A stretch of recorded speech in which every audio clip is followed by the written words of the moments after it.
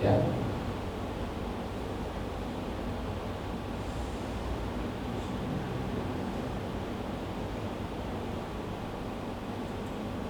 Ini saksi hidup. Alhamdulillah dia selamat dan dia memberikan testimoni apa yang terjadi di Gaza. Bukan kemarin ini aja, tapi beberapa peristiwa dia ikut merasakan dari serangan Israel.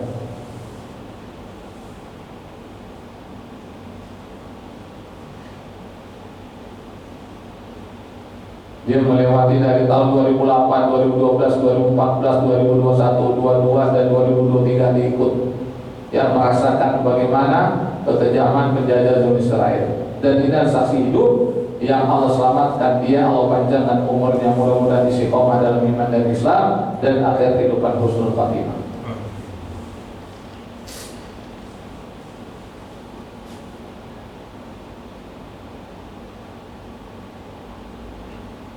Jadi apa yang terjadi di Gaza Palestina itu bukan berita hoax, bukan berita bohong. Berita yang benar-benar terjadi, yang sumber informasi dapat kita ketahui dari berbagai macam media. Kalau dalam ilmu hadis disebut dengan mutawatir namanya, bukan jalurnya satu aja, dengan berbagai macam jalur informasi kita tahu. Bukan Al Jazeera aja, tapi dari rakyat Gaza yang dia punya handphone kemudian direkam, kemudian disampaikan kepada kita. Alhamdulillah kita mengetahui.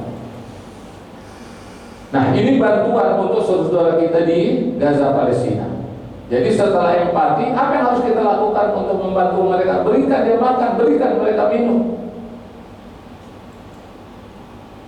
Coba Anda perhatikan bagaimana mereka antri untuk mendapatkan makanan. Nah, hal semacam ini kalau dibiarkan terus-menerus dan tidak ada kepedulian masyarakat dunia, ini akan menimbulkan huru-hara. Orang kalau dia lapar, apa aja dilakukan. Nah, itu yang diinginkan oleh penjajah. Nah, kita sebagai umat Nabi Muhammad SAW nggak boleh berdiam diri. Yang bisa kita lakukan, kita lakukan.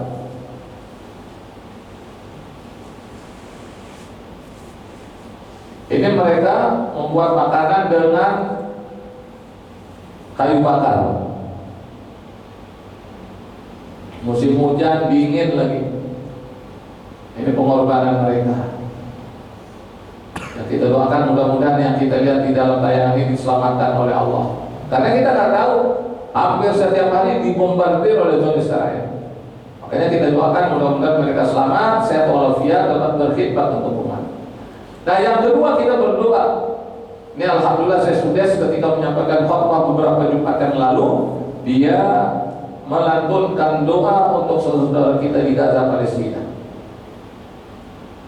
Kenapa demikian? Doa silahul mukmin, doa itu senjatanya orang mukmin. Jadi empati yang kemudian doa.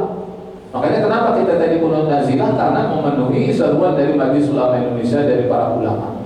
Itu yang bisa kita lakukan.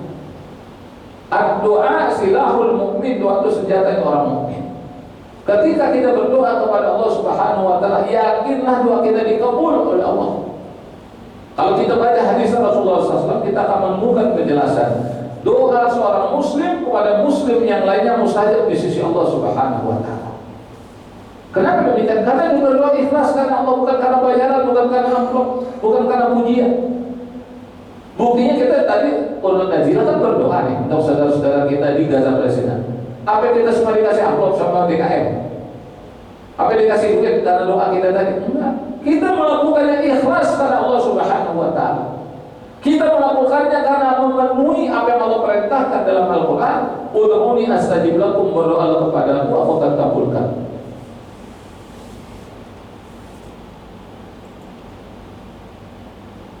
Karena Allah Subhanahu wa taala berfirman dalam Al-Qur'an, ud'uni astajib lakum, berdoalah kepadaku, aku akan kabulkan. Innallaha la yukhliful mi'ad, sesungguhnya Allah tidak pernah menyalahi janji. Ya alhamdulillah ya dari Masjidil Haram. Padahal sebelumnya Pak, informasi yang saya sampaikan, ketika ada orang berdoa di Raudhah, kerekam sama kamera, ditangkap orang. Ada yang imam dari Turki, kemudian ada dari Maroko, ada yang pakai sal Palestina nih, lalu lalang di Mekah, di Madinah, itu bisa ditangkap. Nah, mudah-mudahan dengan doa saya sudah sini tidak terjadi lagi penangkapan terhadap orang yang menggunakan atribut Palestina. Jadi memang Palestina ini boleh dikatakan sangat menderita saat ini. Ya. Maka kalau bukan kaum muslimin yang mendukung, yang memberikan bantuan siapa? Mau mengharapkan Amerika, mau mengharapkan Inggris, mau mengharapkan Eropa. Kita jangan menaruh besar harapan dari mereka. Kita berharap kepada Allah Subhanahu wa Ta'ala.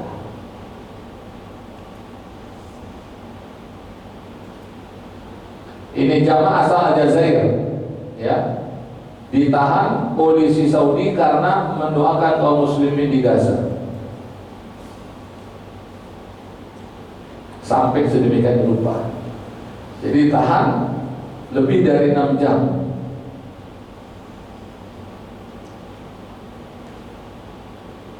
Dia berada di kota Nabi, di Madinah Al-Munawwarah. Dia mengeluarkan ponselnya untuk menyampaikan kepada saudara di kampung. Ya biasa, kalau orang Indonesia kan juga begitu kan. Kadang-kadang selfie, kadang-kadang dia foto, dia rekam, dia buat video, ya. Kemudian ada streaming. Dia juga melakukan itu agar saudara juga berdoa. Mumpung dia sampai di Raudhah. Karena Raudhah itu tempat yang mustajab kalau dia berdoa kepada Allah. Tempat di mana Allah terima tobat hamba yang bertobat kepada Allah Subhanahu wa Ta'ala. Kita persingkat. Nah, ini dari Turki. Lagi pakai ihram, coba ditangkap. Sekali lagi kita mohon kepada Allah, mudah-mudahan setelah khutbah saya sudah tidak ada lagi penangkap. Dirantai lagi kakinya. Ya, tidak ada lagi. Ya, orang yang mendoakan saudaranya di Raudhah, di Multazam, ya, di Masjidil Haram, memakai atribut Palestina, mudah-mudahan tidak diperkarakan. Dia tadi belum dicolok ya? Enggak masuk kan? Hah? Dicolok tadi belum? Enggak masuk. Oh, pantas.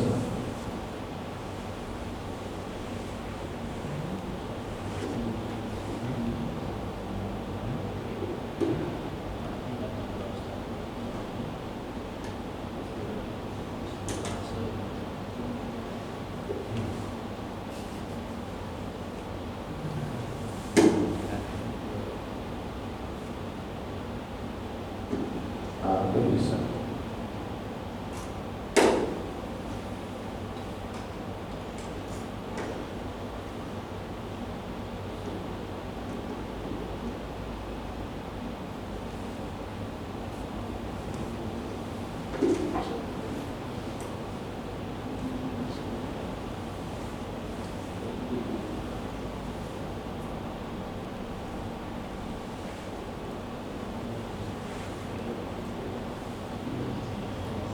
Ya, kita lanjutkan lagi.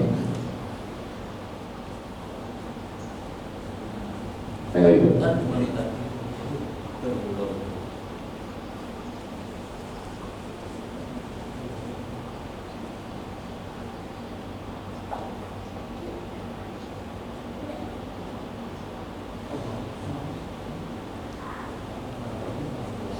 Nah, jemaah yang dimuliakan oleh Allah Subhanahu wa Ta'ala, diharapkan kepada kita yang mengikuti acara ini, kita mendoakan saudara kita di Gaza Palestina. Syukur-syukur setiap sholat kita bisa berdoa. Allahumma mansur ikhwanana wal mujahidin fi Gaza Palestina. Allahumma mansur ikhwanana wal mujahidin fi Gaza Palestina. Ya Allah, tolonglah saudara-saudara kami dan para mujahidin di Gaza Palestina. Jadi tak bisa dengan bahasa Arab, dengan bahasa Indonesia. Ini cara kita menolong saudara-saudara kita di Gaza Palestina.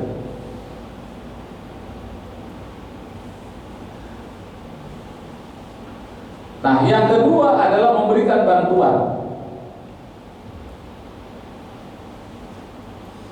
Ini ada yang menarik.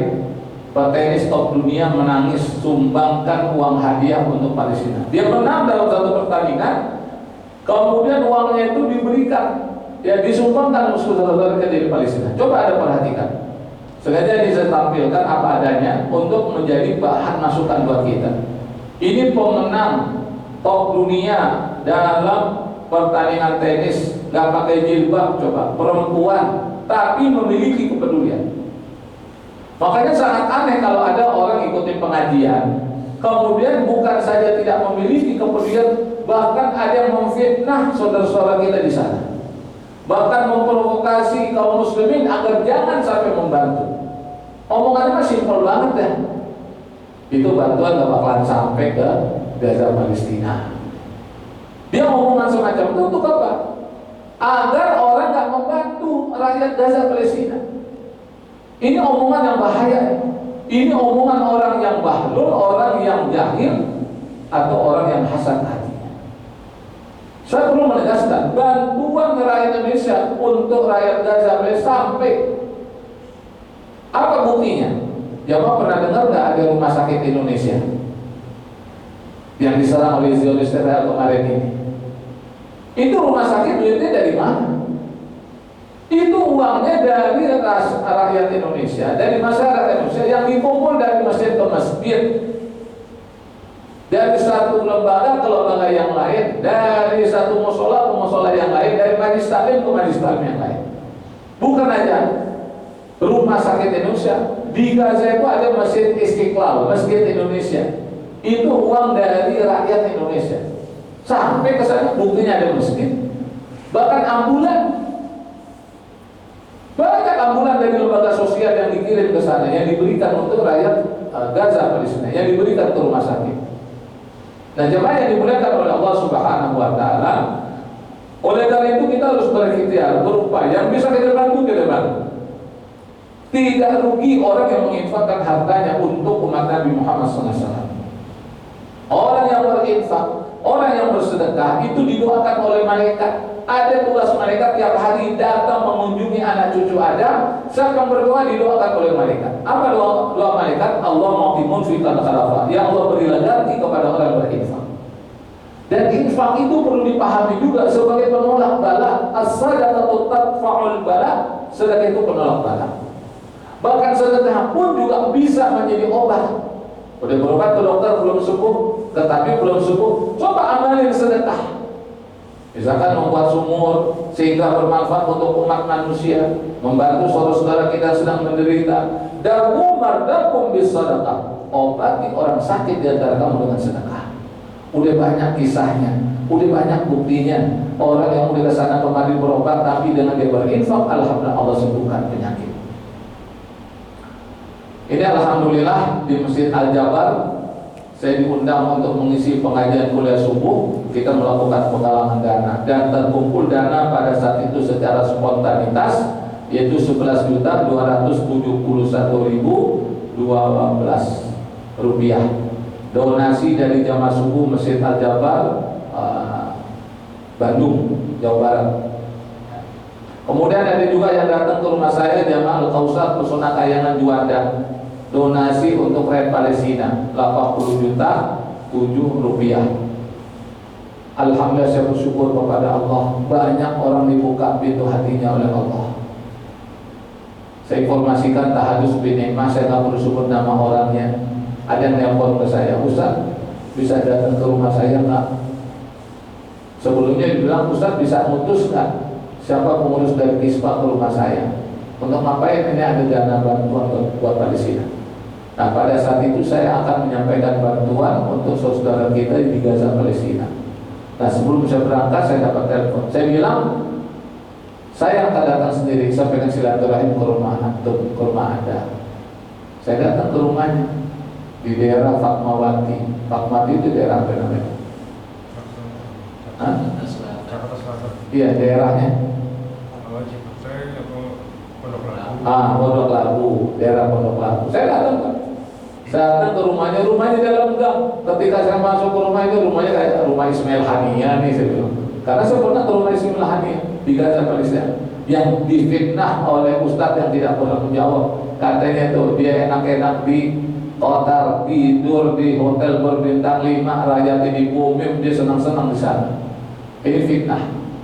Ismail Haniyah itu mujahid, hafal Quran 30 juz, orang yang ditarget pembunuhan Zionis Israel.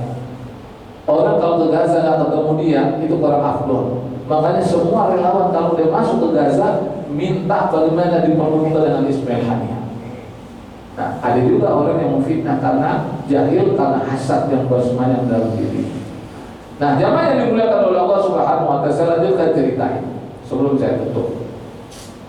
Saya datang ke rumahnya, saya duduk di teras rumahnya. Kemudian dia bilang apa? Ini ada titipan bantuan. Saya bilang jangan pakai dolar, jangan pakai rupiah, kalau bisa pakai dolar, ya biar nanti memudahkan, ya untuk apa? Penyerahan. Dia udah ditukar dolar. Boleh saya lihat duitnya? Boleh. Saya buka. Benar dolar. Jamaah yang dimuliakan oleh Allah, berapa dolar diberikan?